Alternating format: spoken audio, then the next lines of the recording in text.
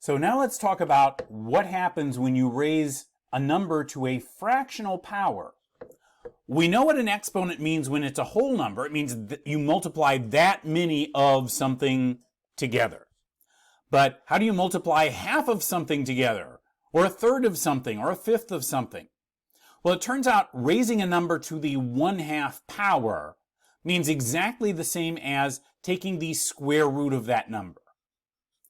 Either way, it means the thing that you would have to raise to the 2 power to end up with just that thing by itself, just that thing to the 1 power as your final answer. So anytime you see something to the 1/2 power, that just means the same thing as the square root of that number. And raising something to the 1/3 or 1/4 or 1/5 power means the same thing as that kind of root. So some examples. 8 to the 1/3 power means the same thing as the third or cube root of 8. Either way, it means the number that you have to raise to the 3 power or multiply 3 of together to end up with 8. Know what number that is? 2. By the way, you can do this on a calculator. If you ask your calculator what 8 to the 1/3 power is, and notice I put parentheses around the 1/3 so the calculator didn't think that I meant 8 to the 1 power and then that number divided by 3. So 8 to the 1/3 power, the calculator agrees, that's 2. What about 81 to the 1/2 power? That means the same thing as the square root of 81. Know what number that is? 9. What about negative 1,000 to the 1/3 power? That would be the same as the cube root of negative 1,000. And remember, we can take cube roots of negative numbers. We get negative numbers as a result. So it would be negative 10. Because if you started with negative 10 and raised that to the 3 power, negative 10 times negative 10 would be 100, times negative 10 would be negative 1,000. 16 to the 1/4 power means the same as the 4th root of 16.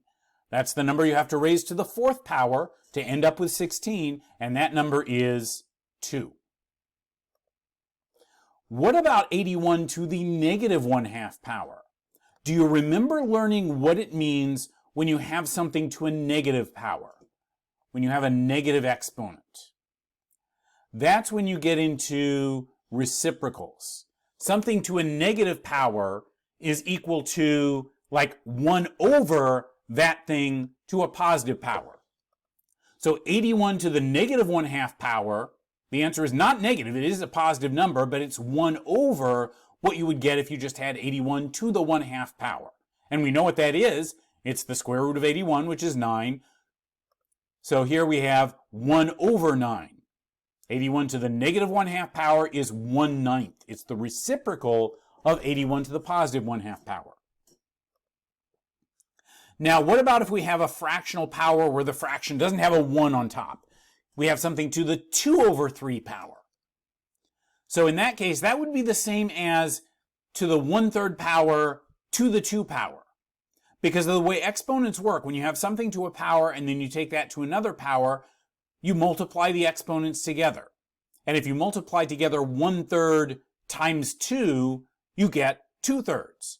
So if we want all those rules to still work, 8 to the 2/3 power would have to be equal to 8 to the 1/3 power to the 2 power. And we already know what all of this means. 8 to the 1/3 power is the cube root of 8, which is 2. And we know what 2 to the 2 power means. That's 4. So 8 to the 2/3 power is the 3rd root and then the 2nd power. And we could have done it in the other order. We could have started with the 2nd power. 8 to the 2nd power is 64. And then the 3rd root or cube root of 64 is 4. 49 to the 3 over 2 power, we could do 49 to the 1/2 power. That would be the square root of 49, which is 7. And then 7 to the 3rd power, 7 times 7 times 7 is 343. So the general rule here is that when you have a number to a fractional power, the m over n power, the m, the numerator of that fraction, tells you what power to raise things to, and the n, the denominator of that fraction, tells you what kind of root to take. So a to the m over n power means the same as the nth root of the m power of a, and you can do those in either order. You can take the nth root first and then raise it to the m power, or you can take the m power first and then take the nth root of that. Ends up the same either way. So now we're going to do a little bit of translating back and forth. First one, we're going to go from radical to exponent notation.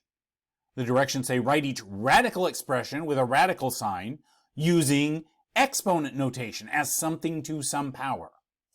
So the square root of 17, if you wanted to write that as 17 to some power, what power would that be? The 1/2 power. So square root of 17 in exponent notation would be 17 to the 1/2 power. The cube root of w would be w to the 1/3 power. The fifth root of x squared would be, well, it would be x to the what over what power? X to the 2/5 power. The square root of 11y would be 11y to the 1/2 power.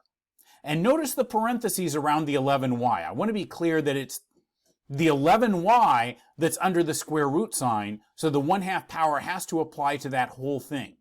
If I wrote it without the parentheses, that would mean that it was only the y that was to the 1/2 power.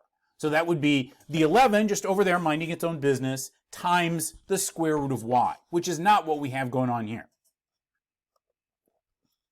And now we're going the other way from exponential to radical notation. We're going to translate this into something with a radical sign. So negative 13 to the 1/4 power, and because of the rules or conventions for how we write math, the rule for the order of operations says that powers or exponents come before anything else, like multiplication, subtraction, negation.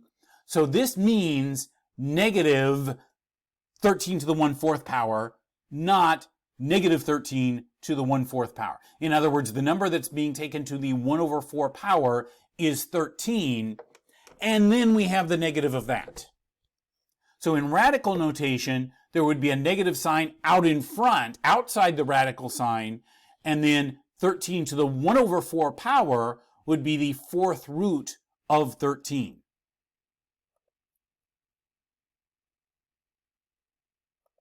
What about 7x to the 2/3 power?